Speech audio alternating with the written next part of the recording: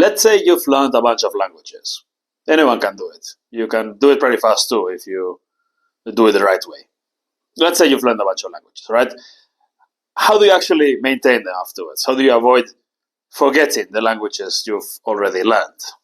This is a question I get quite often, and the answer is very simple actually. You just have to use them regularly. That's it. Now, obviously, speaking with native speakers and doing it regularly is the ideal thing to do, but that's not always possible. So I'm going to show you 4 things I do regularly to maintain all the languages I've learned. Number 1 is listening to podcasts in the language, by native speakers, for native speakers, about topics I'm interested in. Simple, right? Number 2 is related. Also listening, but to my Language Islands audio.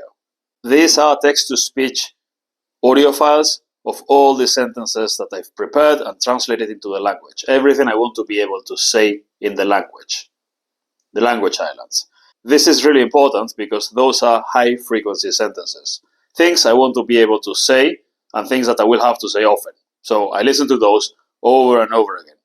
Even after I'm done learning the language, although you're not really done learning a language ever, there's always something to learn, but you get the idea. Well, once I'm able to speak the language and understand and all of that, and I move on to another language, I still go back to listening to my lines here and there, especially if I'm going to have to use the language at some point, because listening to your language islands is a really good idea to refresh what you've learned months or even years ago for when you actually need to use the language.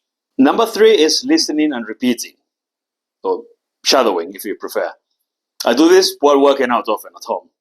I'll do hundreds, sometimes thousands of push-ups or squats or pull-ups, and I'll do it while listening and repeating. Just put the audio file on and listen to the sentences and repeat after, right? I'll do this on the exercise bike as well. It works pretty well if you do it at a moderate pace. You want to be able to speak and move at the same time without, gasping for air and dying. But yeah, it's effective. It's a workout in which you also listen and repeat thousands of sentences. Neighbors might think you're crazy, but it works.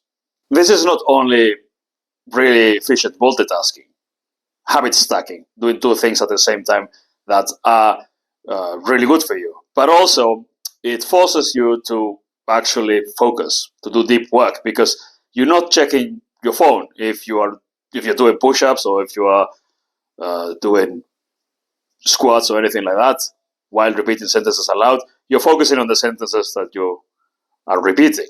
You're not, scrolling or anything like that.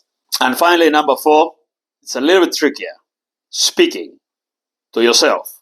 Now, this might sound even weirder than the previous thing, but it's one of the best ways to stay fluent in multiple languages.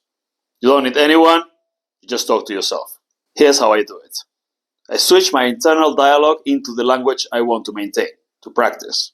You know that voice in your head, the one that reminds you that you have to reply the emails, or did I turn off the oven, that kind of stuff. Well, you start doing that, having those conversations in Spanish or French or whatever language you want to practice.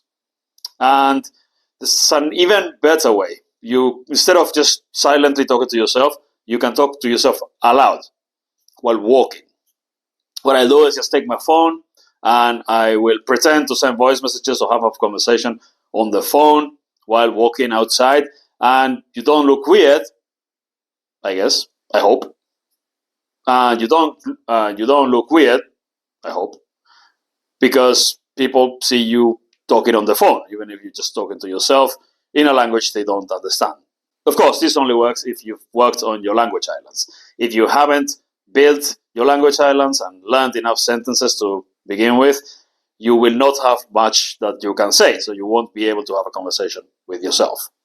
So yeah, work on your language islands, really important. This is the fastest and most efficient way to learn to speak a language islands. And if you want to maintain the languages that you've learned, again, go back to your language islands, repeat them aloud, listen to them, and then freestyle practice with them. Just have a conversation using the sentences you've already learned.